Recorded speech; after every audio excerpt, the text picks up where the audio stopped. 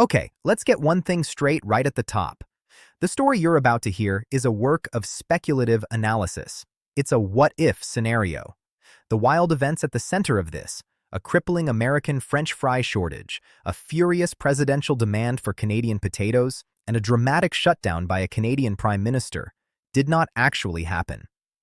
As of today, February 24th, 2026, there is no Great American Fry Shortage. Fast food giants like McDonald's and Wendy's have not suspended or rationed their fries. And while search results do confirm Mark Carney became Prime Minister of Canada in March of 2025, the story of his direct showdown with President Trump over potatoes is pure fiction, a thought experiment. There's no record of a four-word reply like Canadian potatoes feed Canadians, or any specific White House demand for Canada's potato harvest. So why are we telling this story?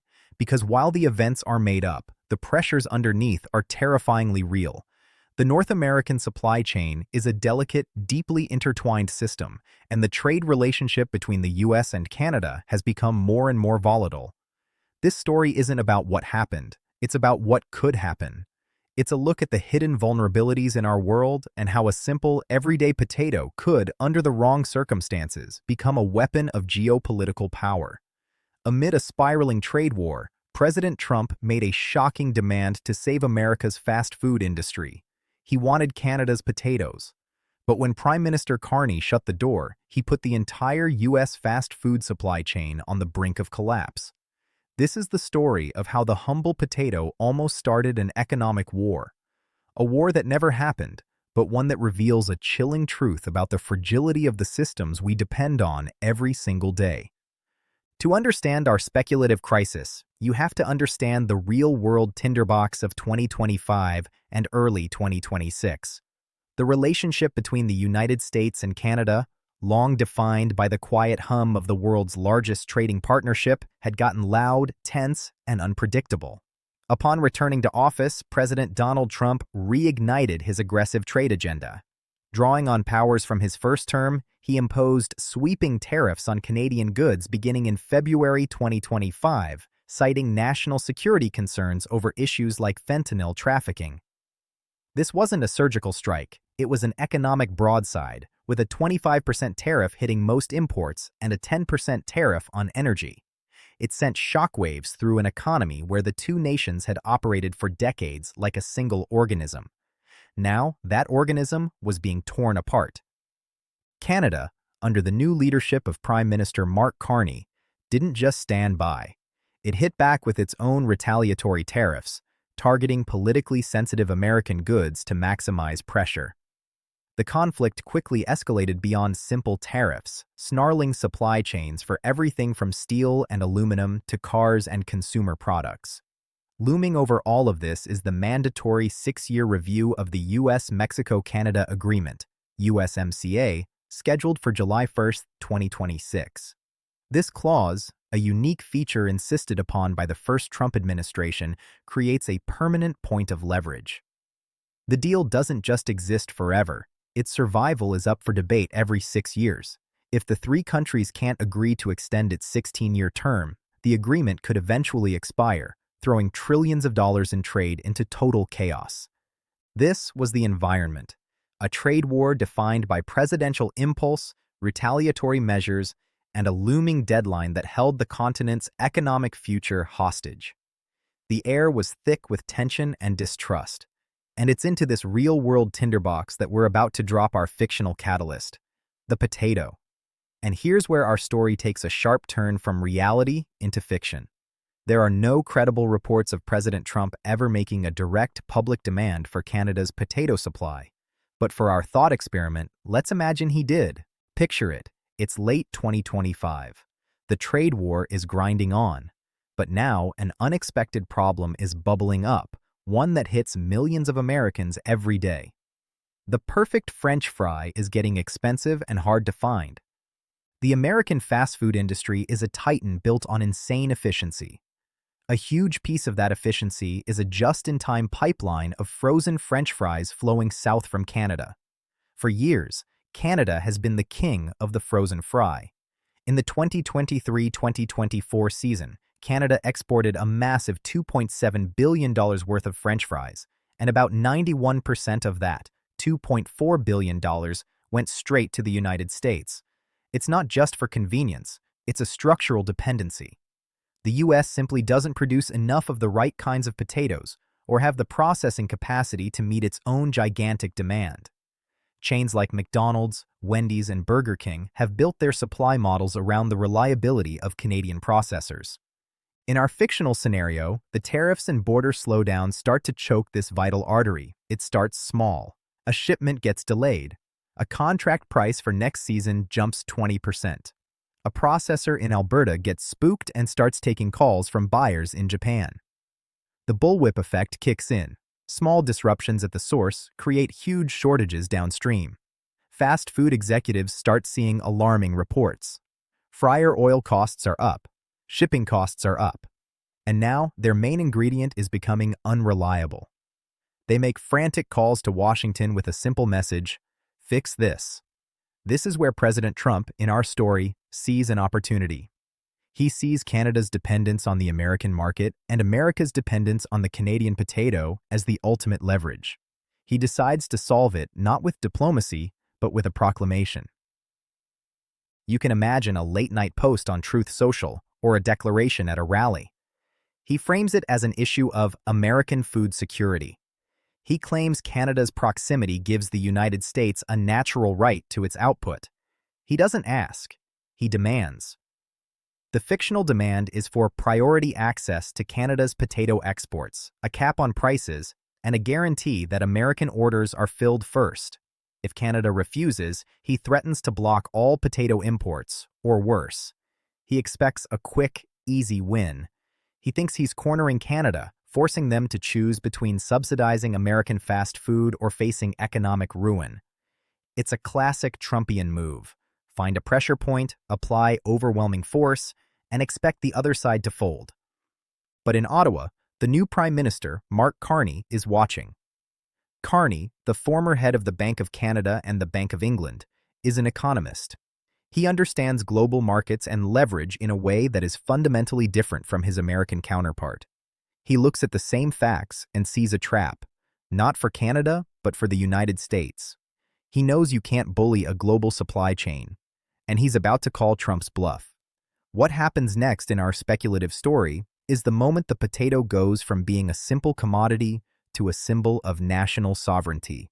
Remember, this part of the story, Carney's specific actions and his supposed forward reply, is entirely fictional. It's a dramatization of how a nation might push back when its economic freedom is threatened. In our scenario, the reaction in Ottawa isn't panic. It's a cold, calculated calm. Prime Minister Carney doesn't make a desperate call to the White House. He doesn't hold a frantic emergency meeting. Instead, he crafts a response that's as quiet as it is devastating. He doesn't announce an embargo. He doesn't slap on another tariff. He does something much smarter. He instructs his government to begin a campaign of what you could call malicious compliance. At border crossings, Canadian agents suddenly start doing everything by the book.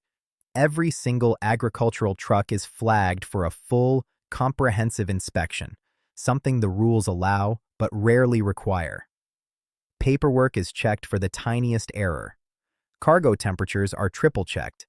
Pest inspection protocols are followed to the absolute letter. The result is immediate and catastrophic. The high-speed pipeline that feeds America's fast food machine grinds to a halt. Mile-long backlogs of refrigerated trucks form at the border. The potatoes aren't being blocked by aggression. They're being delayed by bureaucratic precision. The message is clear. You want to weaponize trade? We can weaponize the rules. But the border slowdown is just part of the fictional Carney doctrine. The second part is a global pivot. Carney and his trade minister accelerate a policy Canada has been pursuing for years: trade diversification. In our story, this becomes a top national security priority. Canadian potato processors are quietly encouraged to fill new orders from Mexico, the European Union, and rising markets in the Indo-Pacific. These are markets that don't come with political threats. Indonesia, Japan, the EU, they all want high-quality Canadian fries, and they're willing to pay without demanding political submission. The climax of this fictional standoff comes with a simple, direct response. When pressed by journalists about Trump's demands, Prime Minister Carney delivers his made-up four-word reply: "Canadian potatoes feed Canadians." It's a masterstroke of political messaging. It's not aggressive, it's defensive. It frames the issue as a matter of domestic food security, not a trade dispute. It tells the world, and more importantly, Canadian producers, that their own government will put them first. It signals that the era of automatic unconditional access for the United States is over. American buyers are still welcome, but now they have to compete on the open market like everyone else. Trump looked at the supply chain and saw leverage over Canada. Carney, in our story, looked at the same chain and saw American vulnerability. By refusing to get into a shouting match and instead using the quiet levers of regulation and market dynamics, he completely flips the script. The assumption, held for decades, that Canadian resources were conditionally American is shattered.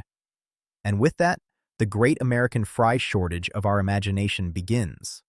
The consequences of the fictional Carney doctrine hit the United States with breathtaking speed. Just to be clear, this entire section, the nationwide fry shortage, the corporate responses, the Sputnik moment, is speculative and did not happen. It's here to show the potential impact of the supply chain weaknesses we've been talking about.